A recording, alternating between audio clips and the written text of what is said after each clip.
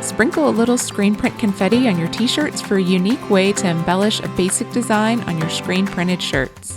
Hey, it's Jennifer with Pigskins and Pigtails. Welcome back to my channel. Today I'm going to show you how to make screen print confetti. To make your own screen print confetti, we're going to screen print plastisol ink on special paper, cover that in a special powder, and then heat the ink. From there, you can scrape off the gelled ink into flakes and use it to sprinkle on any type of garment. Now bear with me, this process does require some additional supplies and equipment that you may not have if you're just learning how to screen print. If you don't want to DIY this entire process from start to finish, you can purchase screen print transfers, just make sure they're made from plastisol ink. From here you can pick up later in this video where I scrape the ink off the transfer paper. You can also find pre-made screen print confetti on Etsy. But if you're like me, you want to DIY everything, I'm going to cover the entire process in this video. First, let's talk about the materials you need to make your own screen print confetti. If you watch my video on how to make screen print transfers, the process and supplies are the same. Like those transfers, this project requires that you use plastisol ink. If you follow my channel, you know I usually like screen printing with water-based ink for the ease of cleanup. To make confetti using the process I'm going to teach you in this video, you do need to use plastisol ink. I'm using effin ink in a variety of colors. You'll also need a screen printing frame. Having a hinged base attached is helpful but not required. You will also need a squeegee, plastisol transfer paper, and transfer adhesion powder. You can find a link to these supplies below. I'm using iron-on vinyl attached to my screen printing frame for this project because I want to be able to wash and reuse this screen to make various colors of confetti. Like I mentioned, this is a more advanced project, so if you plan to make a lot of confetti, investing in a flash dryer is ideal for this process.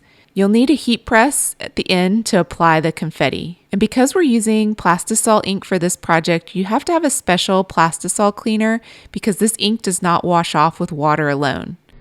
Because the confetti reminds me of the 90s, I'm going to be using Bella Canvas's new line of baby tees for this project. These shirts are made of soft ribbed cotton and polyester fabric for a nice stretch. Their fitted crop tops, which are really popular right now, are going to be fun to decorate with confetti.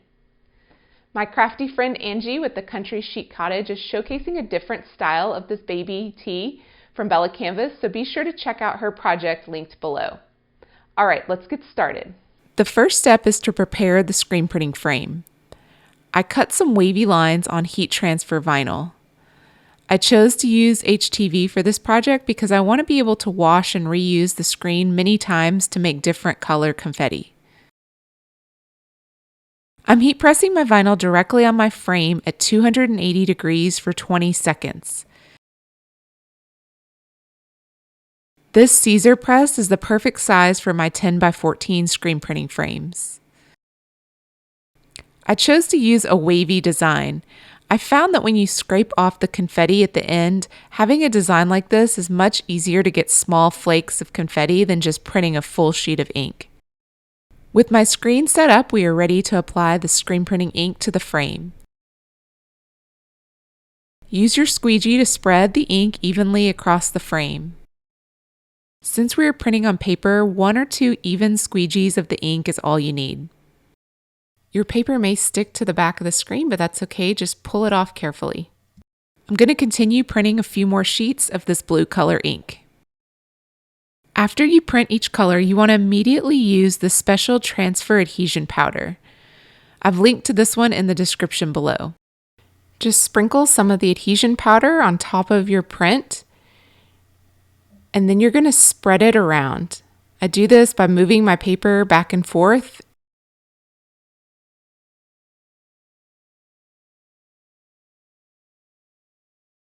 Tap off any excess and coat the next sheet. Be careful with these sheets because the ink is still wet. Plastisol ink doesn't air dry, which is why we apply heat in the next step. This is different than water-based ink, which does air dry, and that's why this process only works with plastisol ink.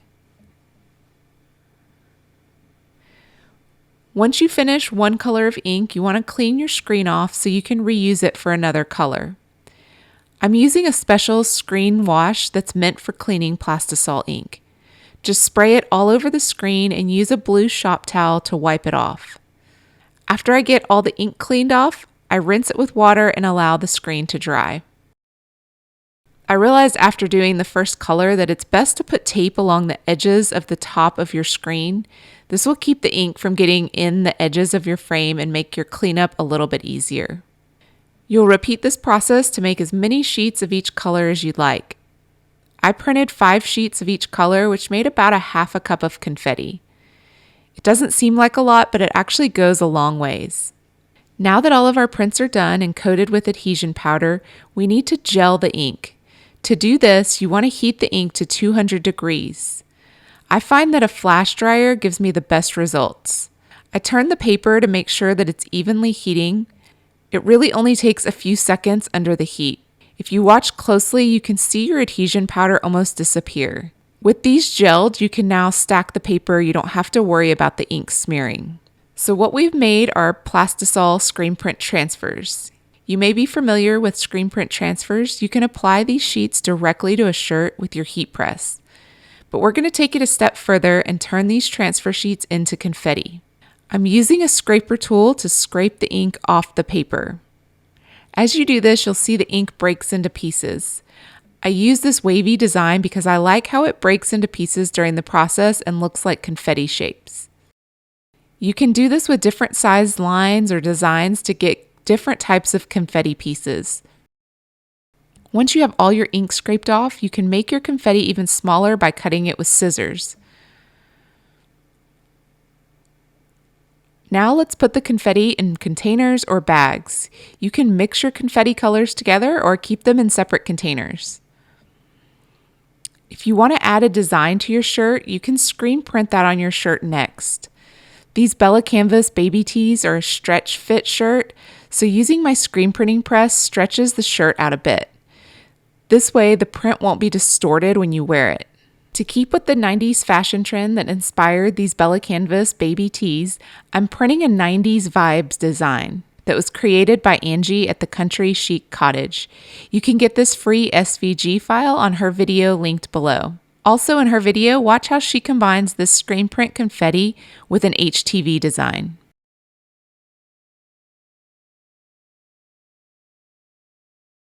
I love using the Speedball water-based screen printing ink for this part because it absorbs into the ribbed fabric of this style shirt. So even when it stretches, your design looks great. I have let these shirts air dry, and now we're going to heat press them at 320 degrees for 40 seconds. We're going to be pressing again with the confetti, but we don't need as much time for the confetti. To make sure that the 90s vibe design is completely cured to the shirt, this step is important. Now we're ready to add our confetti. I'm just going to sprinkle the confetti around the design. The great part about this method is you can move the confetti until you get it just how you want. It's okay to put the confetti on top of your screen printed design. Then I'm going to cover the shirt with a piece of parchment paper. My press is set to 350 degrees now, and I'm going to press for 10 seconds. Let it cool for about 30 seconds and then peel off the parchment paper. And check out how the screen print confetti looks on the shirt. And that's how you make your own screen print confetti. Check out how the screen printing ink looks on the shirt. The print was with Speedball water-based ink and the confetti is plastisol ink. You can see how the black water-based ink soaks into the fabric and the plastisol adheres on top. Both of these inks are going to hold up extremely well wash after wash. If you did this process correctly, you shouldn't have any ink peeling, fading, or cracking. You can get creative using different colors and amounts of confetti. Grab some of these new Bella Canvas baby tees and have fun decorating them. Thanks for watching, and don't forget to subscribe to my channel for more fun screen printing project ideas.